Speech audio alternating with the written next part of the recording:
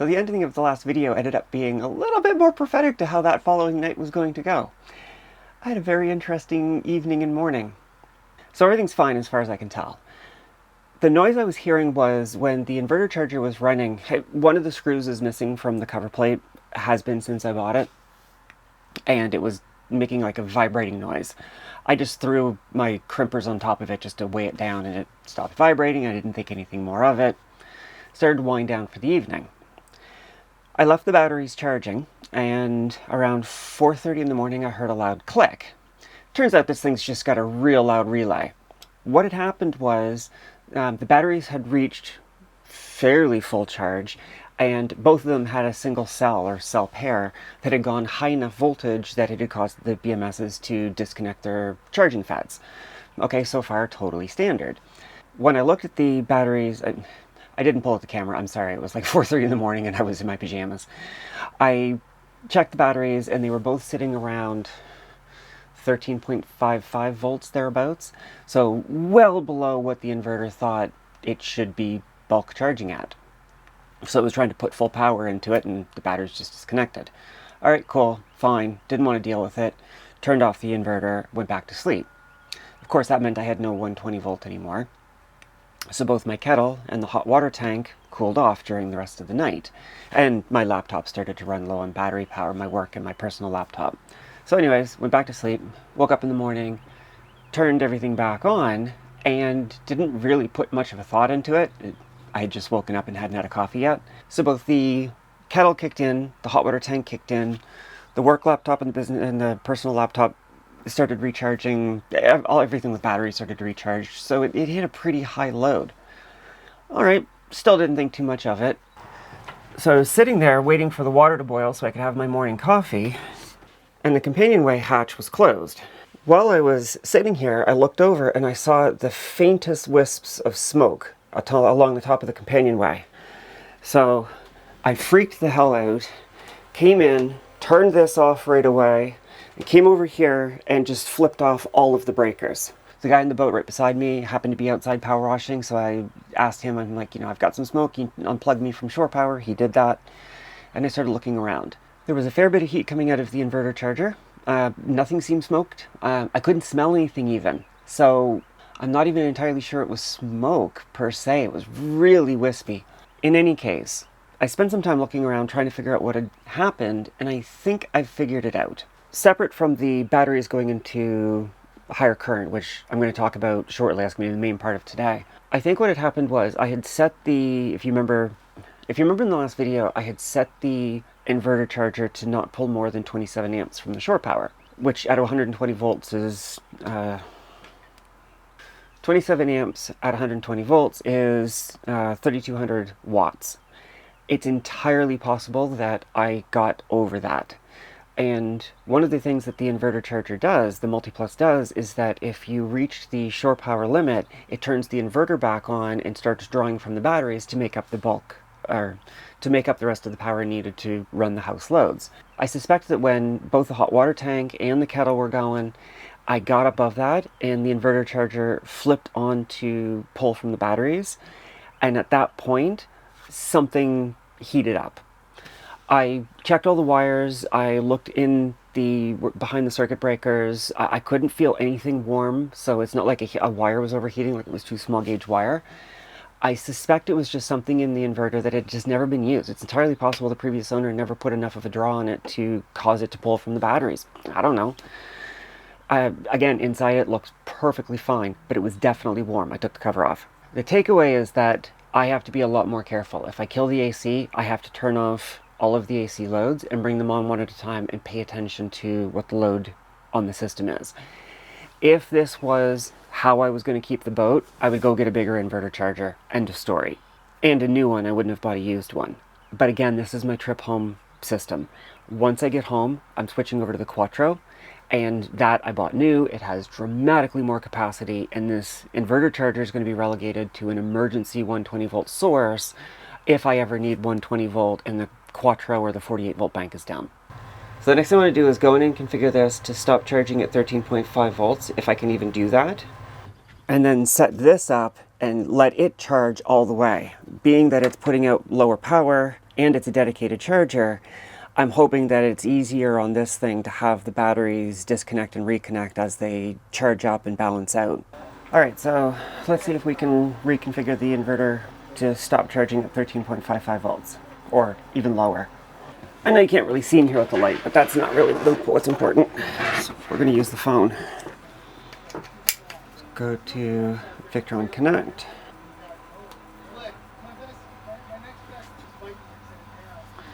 Alright.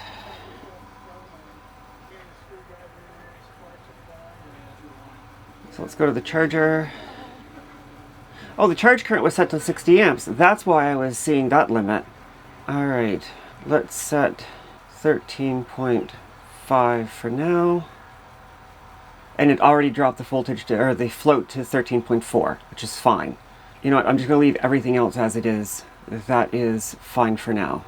So I should be able to turn this on and it will charge, but only, should I set this to, you know what, let's try that. Let's try 13.5 and see if it shuts off before the batteries shut off, which would be, perfect. Okay, the servo's not going to be able to see this unless I plug this back in, so. Okay, where's the remote console? The IP43 smart charger is really glad I didn't sell it. It might just be the champion of the hour. Alright, let's turn this back. Oh, it was already on. Ah! Right, that was on already. I turned off the, charge on, charge off. Let's go to battery A and turn on its charge input.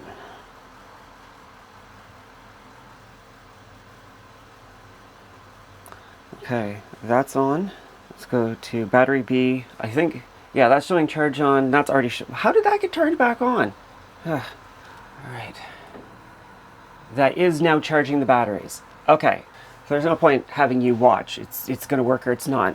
While we wait for that to charge up, let's start mounting up the IP43 charger. I'm going to put that where the Freedom 10 used to be. Oh, and totally unrelated, but I kept noticing there was little drops of water along here, and I finally saw what was happening. I turned on the fridge. These are the chiller lines. Can you see the water on the wire there? It's condensation dripping off the chilled line going to the refrigerator. Completely obvious in hindsight. In fact, very dark. If there's one thing that seems to be a recurring theme on this build, be it the battery, be it the boat, is how often that feeling of, what? And then you figure it out, and it's like, oh yeah, okay, that makes all the sense in the world. I think one of the problems a lot of people who are experts in their field is that because they've been so good at what they do for so long, that early stage of, huh? Oh yeah, that's obvious. They forgot that. And the only part that sticks with you is the, well, yeah, that's obvious, that makes sense. And it's very easy to forget that it didn't make sense for you at one point. At least that's my take on it. Okay, with that, these are the bolts that the Freedom 10 used to use. These are too big. Well, then again, if I've got the two of them holding up like this, I could put regular screws through this. That should be fine. These are going to impinge on the battery that's there. So the problem I have currently, oh man, bruises everywhere and bug bites everywhere, is that's where that used to be before, and that puts the bolt literally touching the top of the battery. So I'd rather have it over here. Originally I was thinking of mounting it like this, and that leaves all of this easily accessible. But the problem with that is the fins, they work by the heat being able to pass over them. So the fins should really be mounted like this. You know, if I do this, this will come out and come across, this will come out and come across, this will come out and come across. I think that's okay. And then the cool air could still get into here, and this is a fair bit of space for the heat to rise, and I need to put a grill or something here. Anyways, yes, I think this is how I will do it, and that puts me completely clear of the battery. I want to keep this as low as I can, I'm trying to make sure my drill bit is not going to touch the battery. Alright. Yep, well missed the battery. Shoot. I'm going to put that bolt. There it is. Now, no matter what, I'm going to need to get to both sides. I think I would rather, because the battery is here, I think I want this sticking this way. So if I do have to move the battery, if I do have to move the battery box, I've got the least amount of crap intruding this way. Now, I'm not looking to make this perfect at this point. I just want to mount it well enough that I can screw the next one in. And yes, the slot says that it should be the other way dropping down. Well, do I want to do that? It'd be a bitch to get out the VE Direct cable, but maybe I do, which means that hole is not helpful. What I mean is, if I mount it up like this, the wires will come in from the top, which is easier for me when I've got the panel open, but it was clearly designed to be mounted like this. Does it matter? Probably not. The camera's crooked. No, I want to keep it up. Trying to work on a slope is a surprisingly good exercise. Ah! Damn it! I should have checked that that was the right size nut first. Oh, you couldn't even see what I was doing. Take 2 or 200 or whatever the hell it is. Yeah, I do with a washer. I have a bolt, and when I wanted the washer. Lovely. Go me. Yeah, I can reach it. There we go. Now I have to get this over to that breaker. I just realized that. Oh, I have to go see if the cable's long enough. So my original plan was to take a standard computer cord, cut the end of it off, and run it straight to the breaker panel. I can't do that. This is just not long enough. So I think what I'll do for now, for the trip home, is I'm just going to plug this into the pilot's berth. There's nothing else using that circuit, so, and it's GFCI protected, so it's really just as good and should be just long enough. Okay, so anyways, I'll set that aside for now. Let's get back to bolting this up. Don't break the pump. Last thing you need is another bill.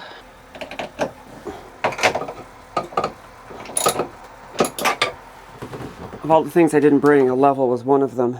86. 76. This is far too low. Okay, let's see if I can lift this up a little.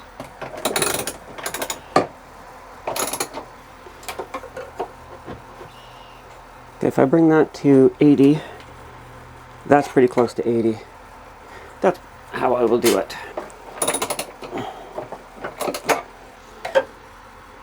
81, 79, 2 millimeters.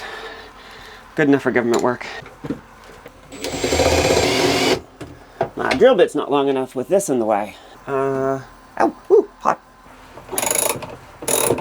All that faffing about just to take it right back off again. Oh boy, it's getting warm. Between working in the cold and working in the warm, I would rather work in the cold.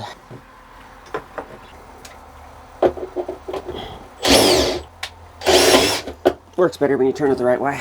I'm trying to be careful not to push or put any pressure against the refrigerant line. I know you can't see what I'm doing here, sorry. For what it's worth, I can barely see what I'm doing here.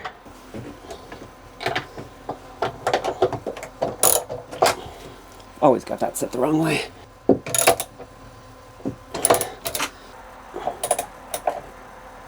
There. 80. 78. Whatever. Right, that's done. Well, actually no, I'm going to put a couple of screws here. One of the things I absolutely love about being on the marina is the random conversations you have. I got up to grab some screws and had an hour-long conversation with my slipmate. Let's get you in a bit closer here. Got that one off a little bit. These are just pilot holes, so they don't have to go all the way through, nor do they have to go straight.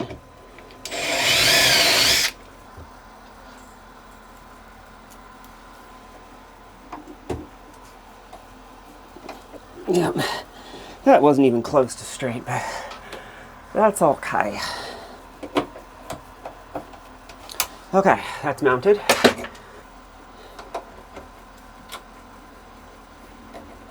That's not really the right end for this, but it'll do for the trip home. I'll route this and then I'll show you how I route it. how I'm writing it.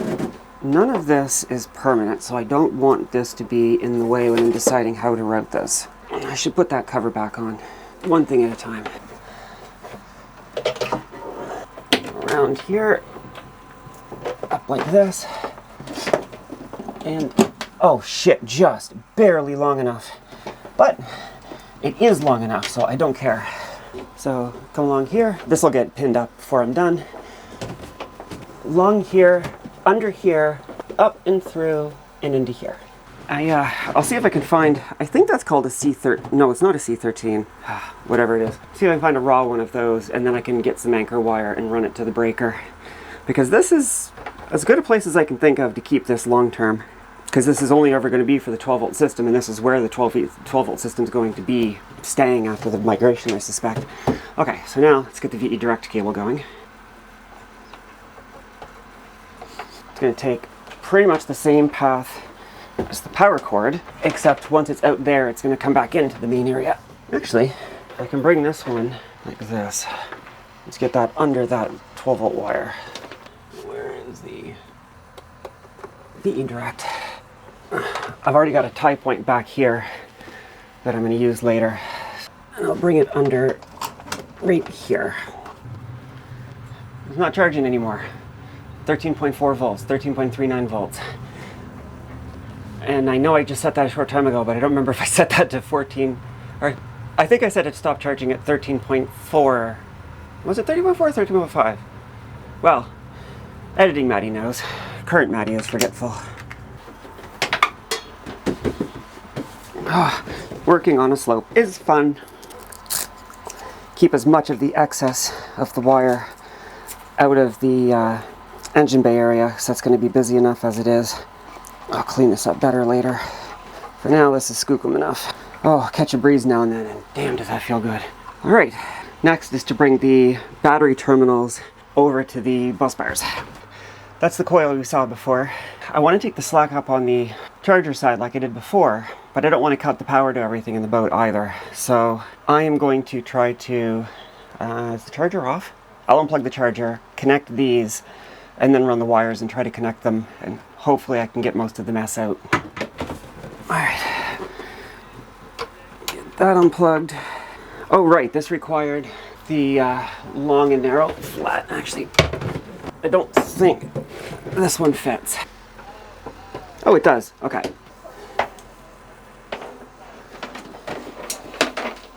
You know what? I don't think I'm going to have too much slack anyway, so I don't think it's going to be a concern.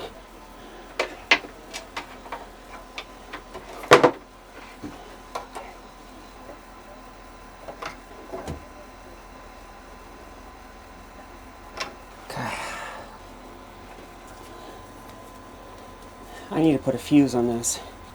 I have to order some fuses. I should really turn off the batteries, shouldn't I? Damn it. Doing things the right way is annoying. Yeah, I have to turn off the batteries.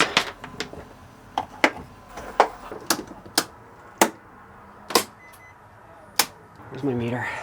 Slowly, slowly I learn. Nothing. I don't know if you can see much. Oh yeah, because I turned off the lights, so you can't see anything in there right now. Okay.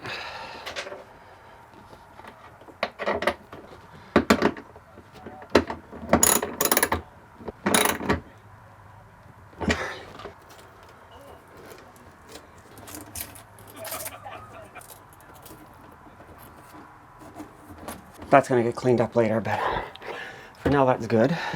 A fair bit. I might try to relocate this up to here coming down so I can actually get that cover on better.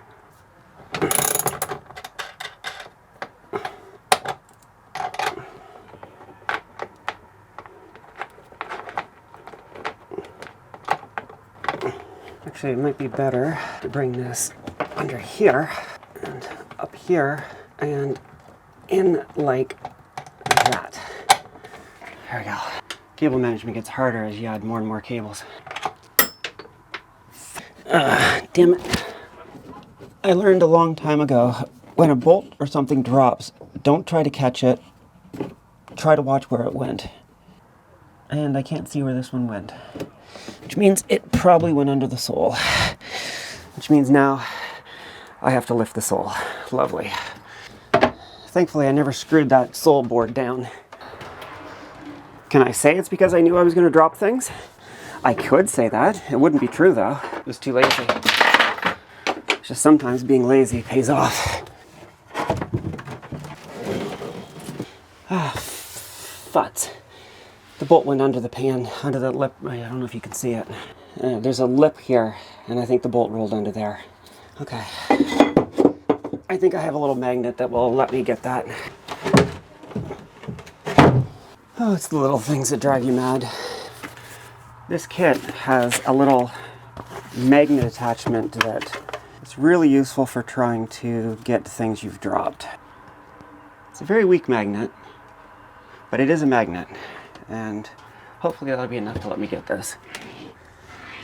I see it, but I keep picking up other shit. Got it. Future Maddie, fill that space either side of the scupper. No, you. Third time's the charm. There. Okay, I need to go wash this. So now what I'm going to do is run this behind the shunt and under the jumper cable, and that should let me bring this ring terminal in at a more direct angle, and now I can get the cover back on. Or, I had it on before, but it wasn't as tight as I would like. There.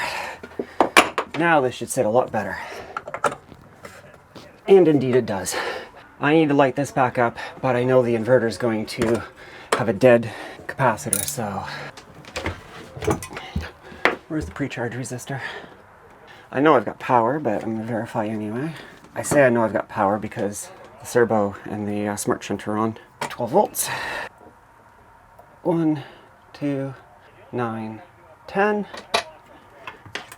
Out of the way, get this together.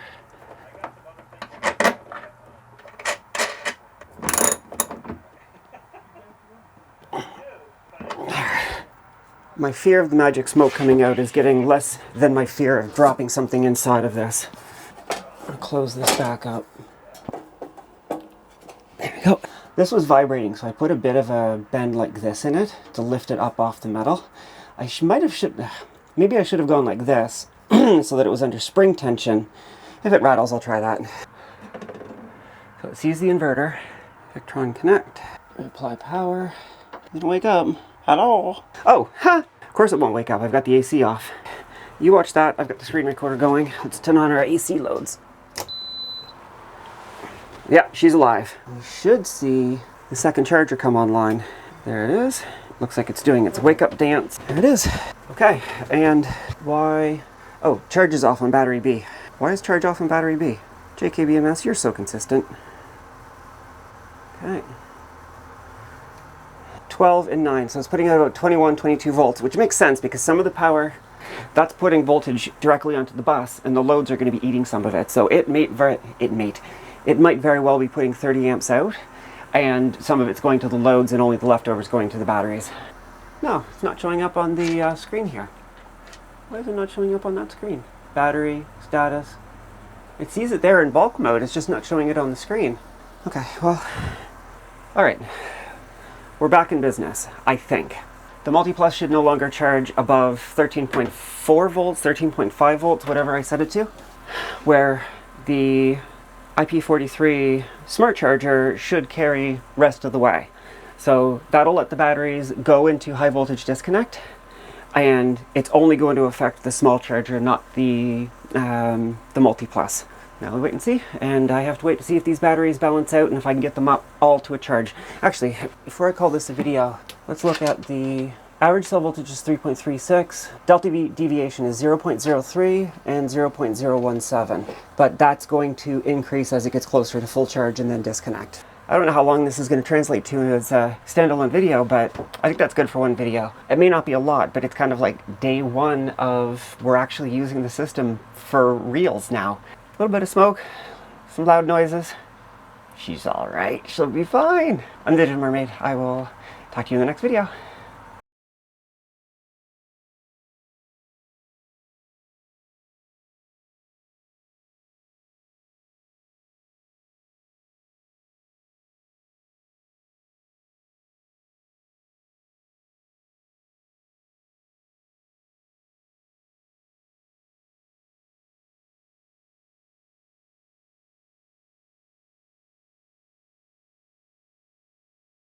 Quick little follow-up. Batteries at 13.6 and 13.8, which is kind of surprising. Charge is off on both of them, and the deviation is 0.14 and 0.131.